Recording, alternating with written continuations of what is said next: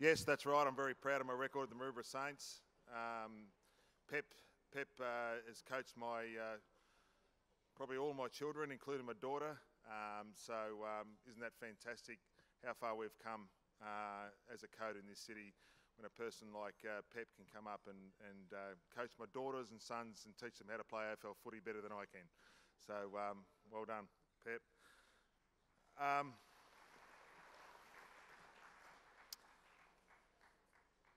I'd just like to start with congratulating the 2018 Premiership team, the West Coast Eagles, and my old teammate Adam Simpson, and of course Lewis Jetta. Everyone here in this room loves Lewis Jetta. Well done, guys. It'd actually be remiss of me not to mention Tony Peake. I know he's been mentioned up here before. His condolences to his family and work colleagues at the AFL. A very good friend of mine and a lot of people in this room. We had dinner with him in July, as Richard mentioned. It was a fantastic dinner. The players probably don't realise how much he loved you guys, and he sent texts consistently to me about team selection, and he's a very quiet man. But it'd be fair to say if I didn't pick a ear during this year, he was going to come up and meet me with a baseball bat. So he loved the players. We're all just passing through this place, and our biggest challenge is to leave it a better place than we arrived, so the next generation can forge their own path. I just wanted to touch on a couple of people who are leaving and who each has contributed to their own ways in making this club a better place. Jess and Teo, Tim Lang, Dean Towers, Jake Brown, Jordan Foote, Gus Stiles, Nick Newman, Clutch and IT, John Payne. Just quickly on John Payne. John Payne was team manager for this football club for 473 games.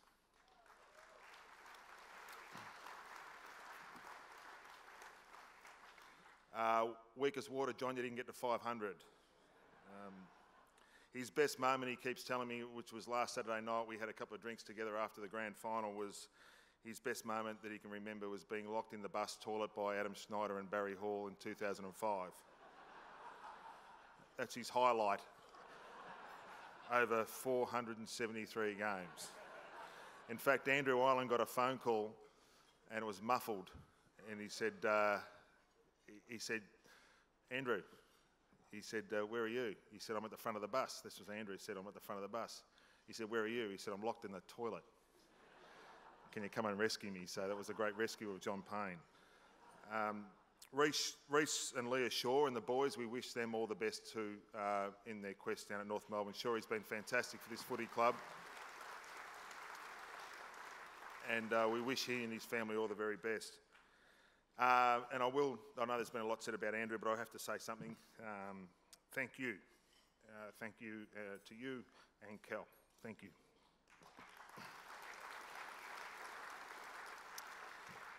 And I was tossing up what to say about this, and I guess I've just got to say it. I don't really know what to say in regards to the next part of it. We're just waiting to see what happens. In AFL football, we're really interesting times in regards to the next few weeks. It's getting more interesting. It's something for coaches and players to get their heads around. So I don't know what to say other than I'll just say it. Gazza, the Flying Redhead, Amy and Bella, you guys have had an extraordinary year this year.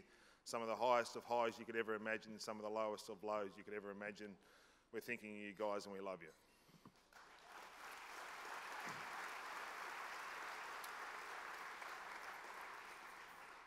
And from one redhead to another, Hannah's. You've got the shave, mate, so we can still see it in the beard.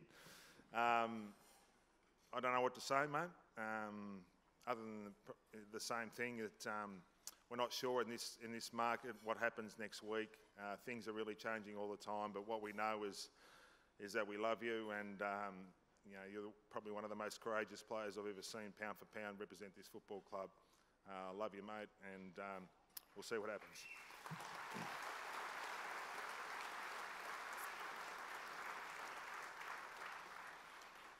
I wanted to start off with a couple of important thank yous. Thank you to Josh Kennedy. Thank you for what you've done and help and assistance you've provided me. Thank you to the leaders, for all of you. thank you to the players. You know, you guys put it on every week.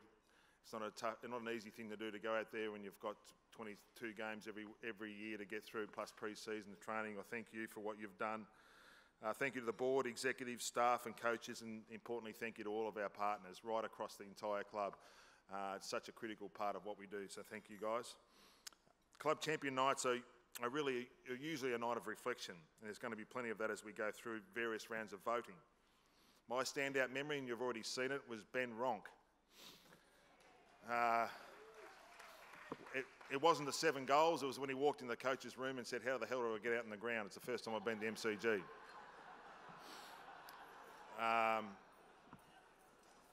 You can imagine an hour before the game, and he's played 3 games of AFL footy, and he walks into the coach's room, which is a complete opposite to where you need to walk to get to the ground. I was a bit concerned.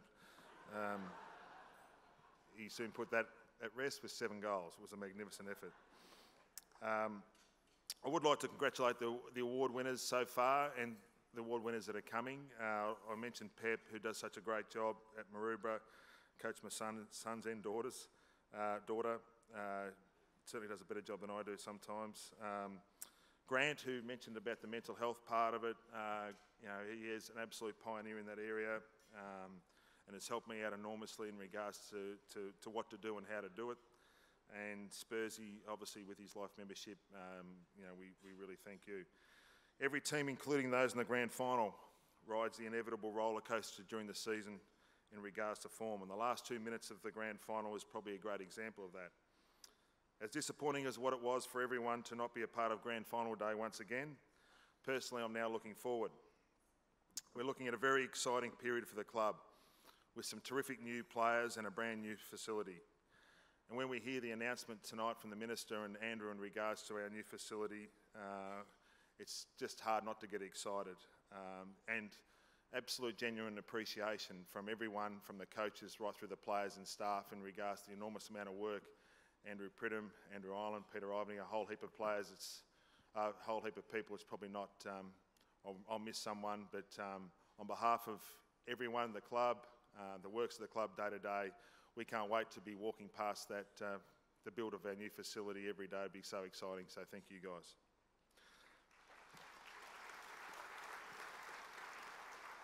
We've got a bit of work to do, we know that, in a few areas, all of us, including. However, the unique inside environment of the football club is where you get tested every week. It's always about getting the balance right. That's the coaches, the staff and the players. We're up to our eyeballs in building the 2019 program and getting the balance right between looking in the rear view mirror but critically surveying the road ahead. We're also doing the same with the squad. Kinnear Beatson and those on the list management committee are absolutely committed in our attempt to get the balance right between looking after the future but also giving the likes of Jerry McVeigh and others another chance at it. Mind you, I'm on a plane to Hawaii tomorrow, so King can do that by himself while I'm having a pina colada. An example of what we try and do is that we were competitive this year against all the best teams in the competition, including going head-to-head with them on their own decks. Yet we also had the second youngest final squad out of the top 8 teams, including having the youngest player in the AFL playing centre-half forward for 15 games.